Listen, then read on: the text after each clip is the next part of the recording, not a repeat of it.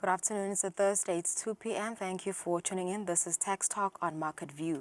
Today our focus is on tax compliance certificates. The Eswatini Revenue Service is actively encouraging all citizens of the Kingdom of Eswatini to take tax compliance as everyone's responsibility.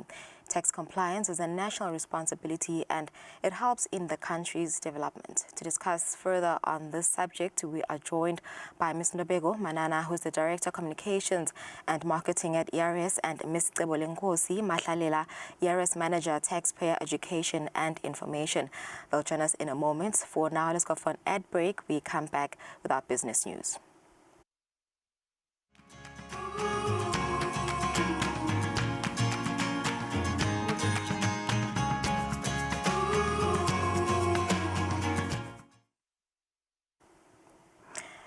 In our business news, efforts to diversify agriculture and unlock high-value export opportunities are gaining momentum in the country. Stakeholders are now turning to organic turmeric as a potential commercial crop that could open new global markets for local farmers.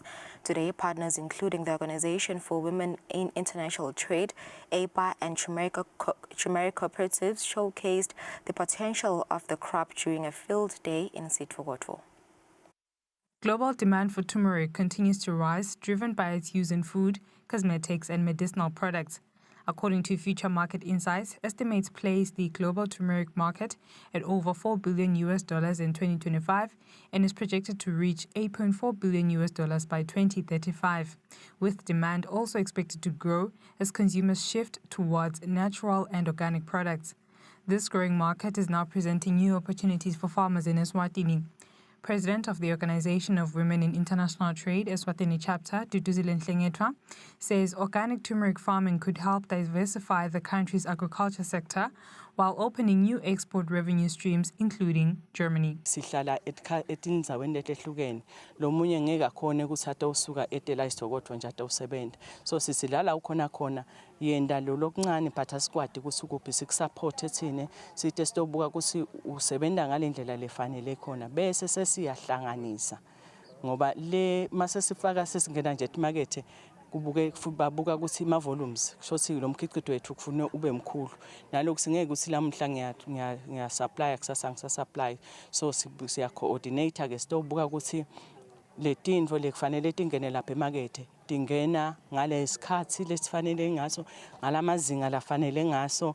Nomphumelelo Njalinjali from the newly established Turmeric Cooperative says the crop offers potential and a structured turmeric value chain involving smallholder farmers could create new income streams for rural communities. Le market la siyoyithengisa khona ifuna vele ukuthi sibe 100% organic ungafaki lutho lokumanyolo noma ke ema-chemicals so sithi nje siyafisa nathi ngoba sitrainwe even la kaNgwane sabang 5 kwanyalo lesitrainiwe sifisa kutraina more farmers ukuthi akete ema-farmers isitolima i-turmeric and tandla tethu tivulekile njengoba lele sesinayo la i-turmeric leseyiphansi siyafisa ukuthi bete batofunza kuyo sitokhona ukuthi sibambisane silive la kaNgwane sibe nema-farmers lamaningi latawulima i-turmeric. I-turmeric it's a very expensive crop and sibita ngathi classic ngoba ayikashiphi ayifani nembila ayifani nako konke because nasibala nje capital yakhona yacishe yaya $500,000 for i1 hectare. Trade Promotion Manager of the Eswatini Investment Promotion Authority, Sipesi Ngabinda, says turmeric presents investment opportunities as the country seeks to grow exports beyond traditional crops. Nyalo sekufuna salo step into the spaces sekuthi sisebenzise bo e-commerce sivetile ke thina tsatsa wethu platform lokungibay Eswatini la sitama khona ukuthi sivete lama products la khona eveni la made in Eswatini sicala ngokuthi sikulekelele ukuthi sikufunise kusingabe market ngakuphi phinde sikufunise usingabe yona le product spaces sayo in terms of import substitution ingana singanani ukuthi emaswati angavela ngene leso space leso ayende leyo product noma yende be available kusakhu market basically singu number 3 kuma countries la importer yona le product yena zanyana but imarket le khulu la ikhona kusakho la kuthutane khona la South Africa cisha importer kakhulu yona le product so I think kuke ukuthi sitibuye ukuthi silive sithi position kanjani. The scalability of the project will rely on a cooperative outgrower model that allows small-scale farmers to participate in production while benefiting from technical training, seed cultivation, and access to buyers. Turmeric takes 9 months to fully cultivate, and currently Eswatini spends an estimated 2.2 billion emalangeni importing turmeric products with less to almost no activity in local production. Reporting, Notsiles Tole, Vumingo Sinzinisa, Stokoto. The Eswatini Agricultural Development Fund continues to position itself as a key agribusiness financing mechanism aimed at expanding agricultural productivity. Since inception, the fund has supported numerous beneficiaries with about 42 million emalangeni disbursed to agribusiness projects across the country.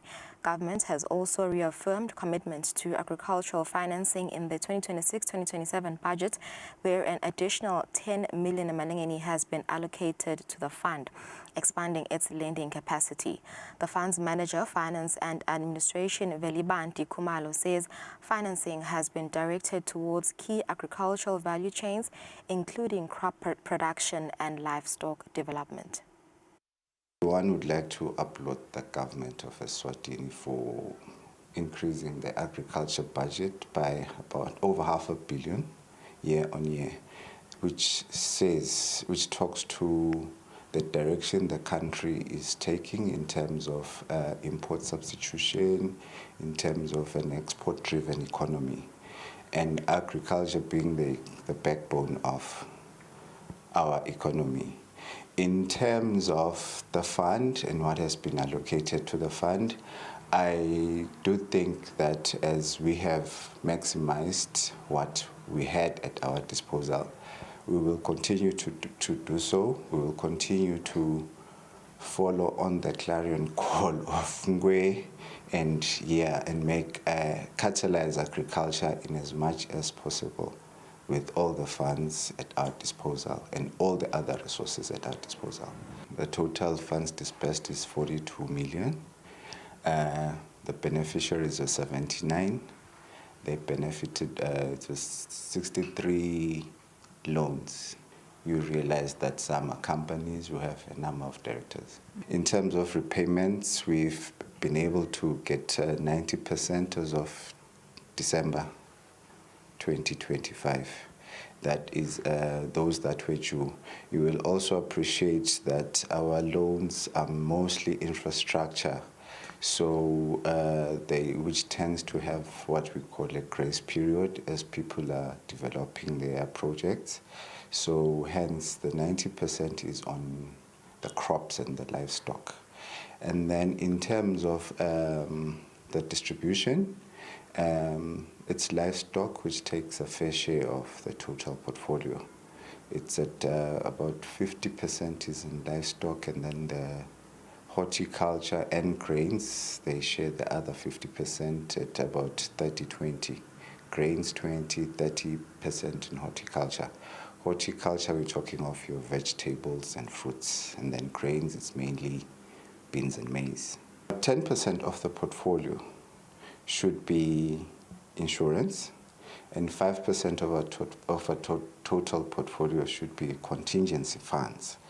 Unfortunately, at this point, the contingency fund hasn't, or part of the fund hasn't been set up yet, but the mitigating factors with obtaining climate conditions as well as things like FMD, fall armyworms. We have encouraged our clients or customers to take up insurance. We are still in talks with several providers of insurance, and most of the portfolio has an insurance cover. All right, and that's it for our business news. It's 10 minutes after 2. After the break, I'm joined by Ndobego Manana and Cebolenkosi Mahlalela. Stay with us.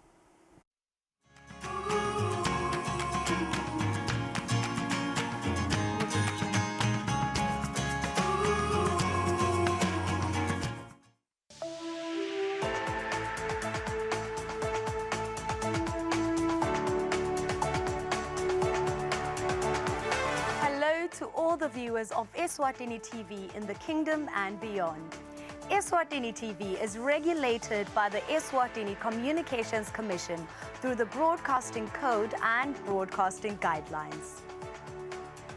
Under these instruments, the station commits to broadcasting information and news that have been fact-checked, programs and content in respectful language with no elements of hate speech, violence or sexual activity. If you hear any unsuitable content on this channel, you have a right to voice your complaints with the station management. Should you not be satisfied with the response or action taken, you can escalate your matter to the Communications Commission at PO Box 7811 Babani. Call 2406 7000 or send an email to info@esccom.org.za. For more information, visit www.esccom.org.za.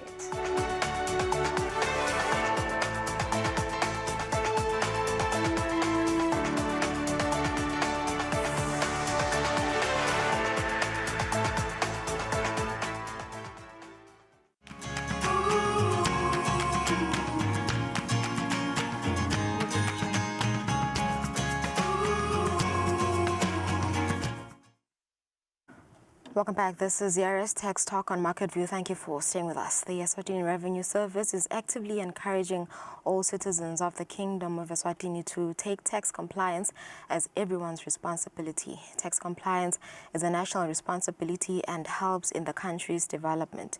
To discuss this further on this subject, we are now joined by Ms. Ndobego Manana, Director Communications and Marketing at Yaris, and Ms. Cebolenkosi Mahlalela, who's the Yaris Manager Taxpayer Education and Information. A very good morning to you, ladies. Good afternoon, rather. Sorry. Good afternoon. All right. So today we're discussing the tax compliance certificate. What exactly is the tax compliance certificate, and who is eligible to get it? Thank you very much, Lulu. Good afternoon to you. Afternoon also to our viewers today. It is always a pleasure for us to be part of this conversation where we unpack everything tax and assist our clients even as they are navigating the tax compliance journey. So yes, today we'll be unpacking more on the tax compliance certificate. So Lulu, this is an official document of the Eswatini Revenue Service. We also refer to it as the TCC.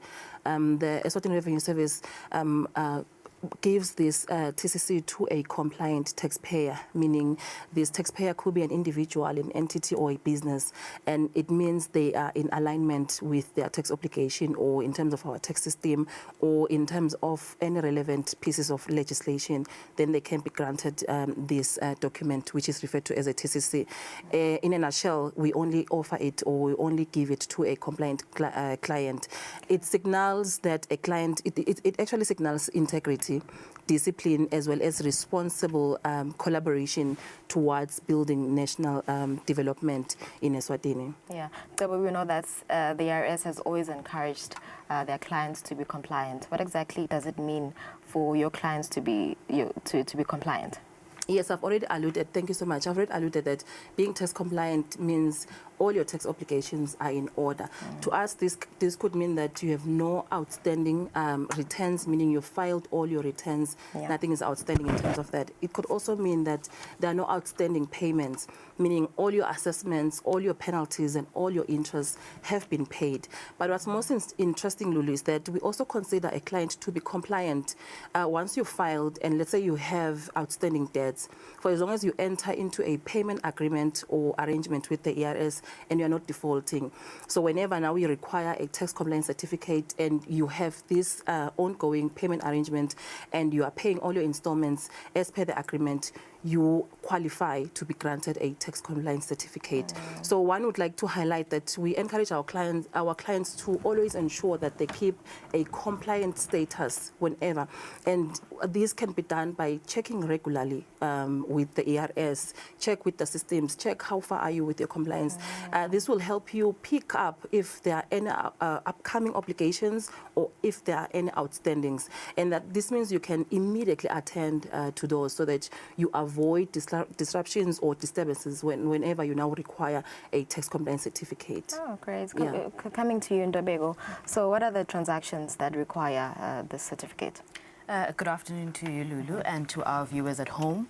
Maybe before I get to what the transactions are, I'd like to just give a bit of history.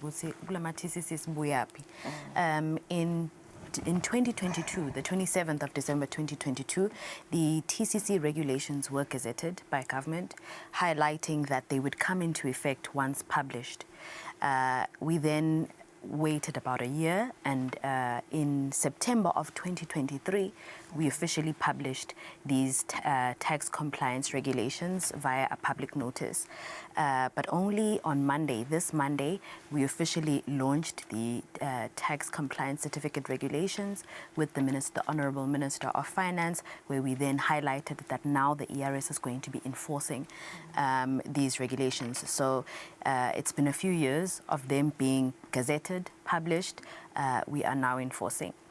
So the 13 transaction types, I'm just going to speak to them from a groupings perspective. So for businesses and trade, the first area where a TCC would be required is businesses that are renewing or transferring their trade license and permits. We also have companies who are registering or deregistering. They would be required to submit a TCC. A new one that has come through is if you are a company and you are looking to procure goods and services above the amount of 20,000, as the ERS, we are requesting that you get a TCC from that particular supplier. Sellers of shares, resellers or purchasers of shares, as well as any transactions that transfers that would happen on that case, we're looking for a TCC there as well. And then importers that are looking to import goods in the countries following the normal customs procedures, there's a requirement for a TCC there as well. And then under the category of finance, financial and professional services, a new one that has come into play is that all persons, so whether you're an individual or a business, transferring offshore funds via financial institutions, building societies and cooperatives, a TCC will be required there. So we'll get into a bit more detail around this one and also what we mean when we say offshore. And then executors that are managing deceased estates, a TCC would be required there. Then under property and mobility, any transfer or transferee of immovable properties or transfers there, a TCC will be required. Then the registration of a motor vehicle, also the registration of a second-hand motor vehicle, and this one is not a new one, that has always been in play. And then lastly, under immigration and events, if you are a person looking to renew your temporary residence permit, a TCC will be required. And then local agents, promoters, non-resident entertainers, as well as non-resident sports persons performing in Eswatini, there a TCC would be required. So I think this just outlines the 13 transaction types, but all in all, I think we're encouraging both our businesses and our individual clients to just ensure that they are compliant. And I'll get into a bit more detail as to how quick and easy it is to be able to access your TCC. Yeah, I just want to ask that question, Ndobiego. When you think of service centers, you immediately think of queues, long lines. So how long does the process take? Or maybe I can do it online? Yeah, so in the past, to access a TCC with the ERS, you needed to physically visit our service centers or our points of presence. But we have now automated this activity. You're able to access your TCC on our website or by visiting our ERS TaxPal app. You complete a few details. If you're an individual, you put your details, you put your PIN number, your PIN, but if you are a business, you put in your details and you supply your TIN, and within 5 minutes, your TCC is emailed directly to you. Only 5 minutes? Even less. All right, coming back to you, Tebo. I think Dobego highlighted very crucial transaction requirements, transfer of funds offshore through financial institutions. Can you elaborate further on that? Thank you so much, Lulu. Today, the sermon is clear. We are preaching that being tax compliant is not only an obligation, but it's very key for national development. So when it comes to the transfer of funds to an offshore account, for us to improve transparency and ensuring that tax obligations are fully met, the Eswatini Revenue Service is now requiring that all persons, including individuals, like Ndobe has already highlighted, entities and businesses, to obtain or provide a tax compliance certificate whenever they are transferring funds to an account offshore, to an offshore destination. Okay. One may be asking themselves, what is an offshore account? So, Lulu, an offshore account is a bank account, an investment account, or any other financial account held outside the account holder's country of residence or citizenship. These could mean international accounts outside the Kingdom of Eswatini. But for purposes of this exercise, a decision has been made that we will consider the CMA countries, meaning Common Monetary Area countries, as not offshore per se. They will not be treated the way we are treating funds sent to other countries outside the area.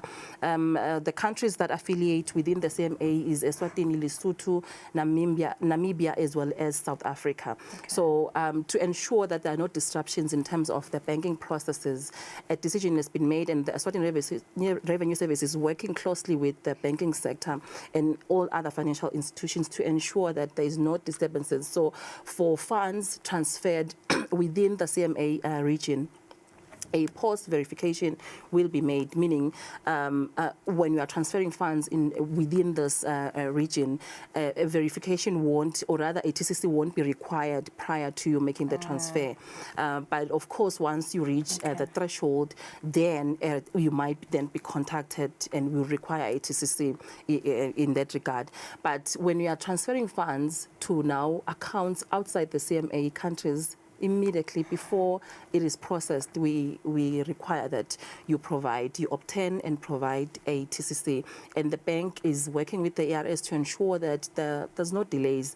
Actually, the client should not even feel that a step has been added into the flow of the process. Yeah, we hate delays. Yes. Nobel has already highlighted how easy it is to actually obtain a TCC. But what is very key is to ensure that you keep a compliant status so that whenever you require the TCC, it's within 5 minutes. Because unfortunately, if your status is not compliant, the system is going to decline you whenever you acquire or whenever you apply for a TCC.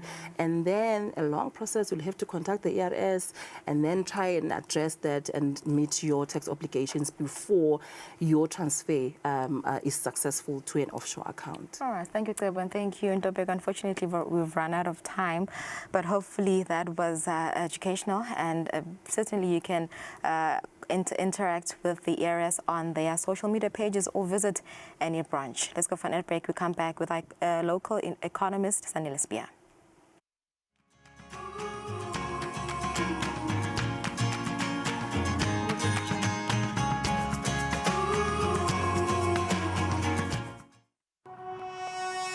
When you choose your adventures, you do so with an open heart and a desire for the unexpected. You embark on journeys to discover new worlds full of wonder. You choose a path to awaken your senses, a world to make you look up and realize just how inspiring this life can be. Arrive and awaken your heart. Explore life in ways only thought possible in your dreams. Discover just how far you'll go to expand your understanding of life's greatest mysteries. There's just one place on this planet with so much to offer. Now is the time for you to have the royal experience.